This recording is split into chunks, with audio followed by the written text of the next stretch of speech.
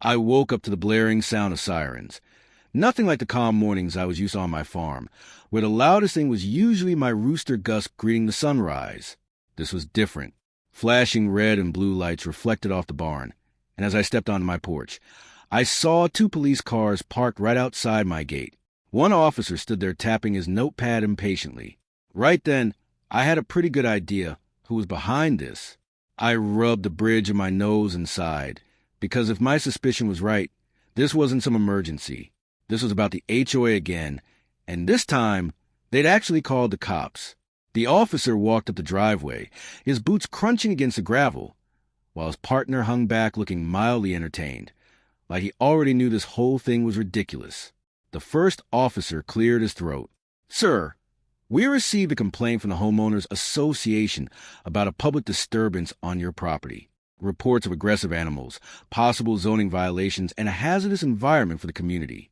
I exhaled slowly, fighting the urge to laugh. This had Karen written all over it. Karen Whitmore, the self-appointed queen of the HOA, had been trying to push me out ever since I moved in. I glanced over my shoulder at my so-called aggressive animals. My cows were calmly chewing cud. My horse Clyde was half asleep in the sun, and Gus strutted around like he owned the place. "You see any aggressive animals here, officer?" I asked, spreading my arms. The second officer shook his head, clearly amused, but the first one stayed professional. "We still need to conduct a routine check, sir." I nodded and let them do their thing. As they walked around the property, I noticed Karen standing just beyond my fence, arms crossed, wearing that smug expression I had grown to hate. She was talking to another HOA member, pointing at my barn like she had uncovered a crime scene. I strolled over and leaned casually on the fence. "Karen, if you wanted a tour of my farm, all you had to do was ask." She scoffed. "Jake, your property is a mess. It's a danger to the entire neighborhood. Livestock in a residential zone is completely unacceptable.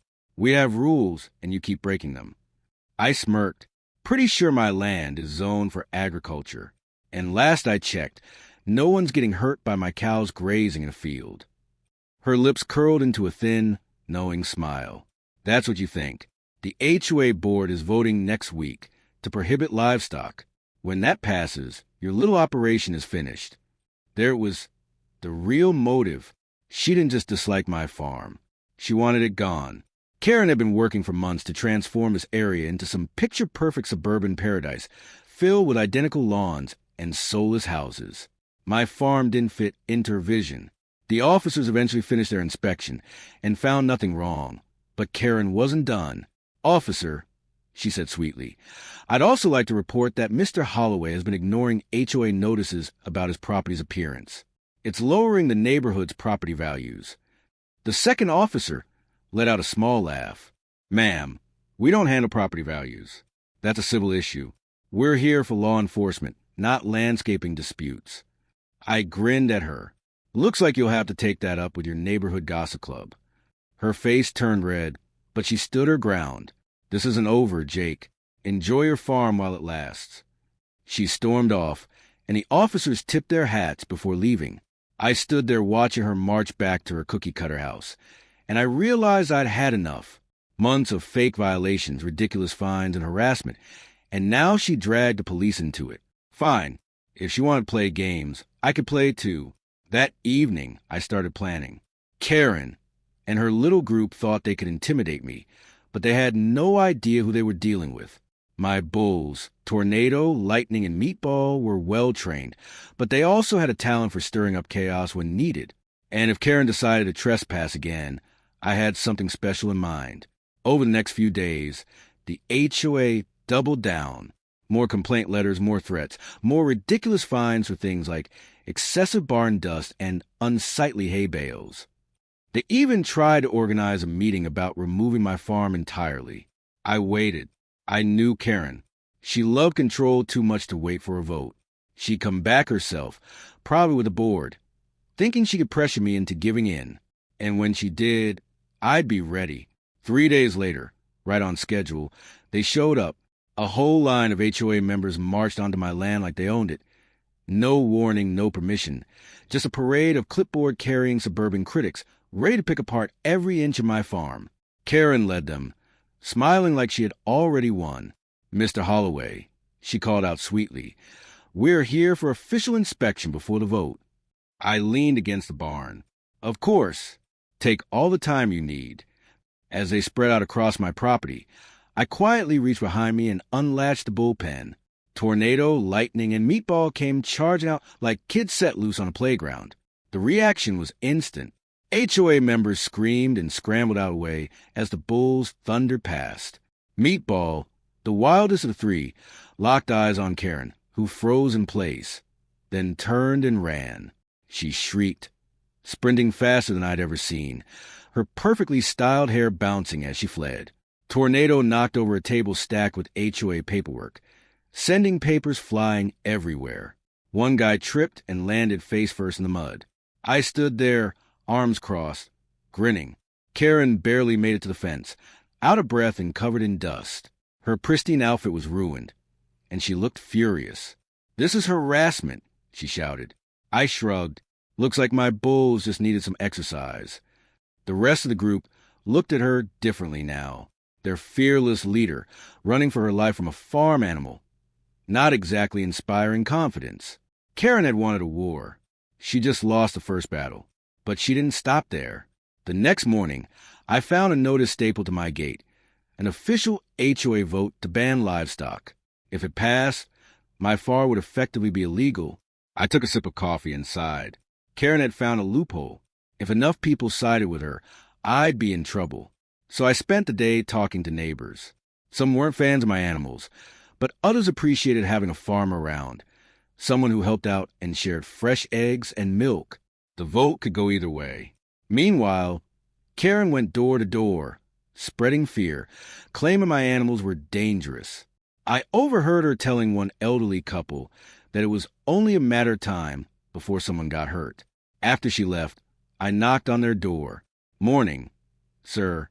Just wanted to check if you had any concerns." He hesitated. "She says your animals are dangerous." I gestured toward my field, where Meatball stood lazily chewing grass. "Dangerous? Only if you're a carrot." He chuckled, but I could tell Karen had planted doubt. That's when I realized this wasn't about facts. It was about fear. And if she wanted to play that game, I could too. A few days before the vote, Karen showed up again with an even bigger group, another inspection. I let them in without a word. They started nitpicking everything, acting like normal farm life was some kind of disaster. Then I gave a small whistle. The barn doors creaked open. One by one, my bulls stepped out. Panic erupted instantly. People screamed, stumbled, and ran for the fence. Karen tried to stay composed, but the moment Lightning stepped forward, she bolted like the rest. The inspection turned into a full stampede, just not the kind they expected. By the time they reached the road, Karen was furious and humiliated, but I knew she wasn't done. That night, I heard rumors. She wasn't just trying to win the vote. She had something bigger planned. So I prepared. The night before the vote, the whole neighborhood buzzed with tension.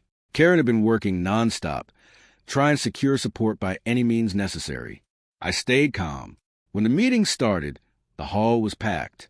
Karen stood at the front, confident, ready to deliver her speech. She talked about safety, property values, and progress. She painted my farm as a threat to the entire community. Then she dropped her big reveal, a developer interested in buying land and building new homes. But only if farms like mine were gone. That got people talking. I stood up. "Quite a speech, Karen," I said, "but this isn't about safety. It's about control." Then I revealed the truth. The developer? Her cousin. And she stood to profit if my land was forced out. The room erupted. Her support collapsed instantly. And to finish it off, I pointed out a legal clause protecting my farm. It had existed long before the HOA ever did. When the vote happened, it wasn't even close. Karen lost. Within a week, she stepped down in disgrace. A few days later, I threw a big barbecue for the neighborhood. People came, laughed, and finally relaxed without worrying about HOA nonsense. Karen, of course, wasn't invited, but she still tried to sneak onto my property one last time. Unfortunately for her, Meatball spotted her first. The last thing I saw was her running down the road, my bull trotting happily behind her. I leaned back in my chair, took a sip of my drink, and finally, peace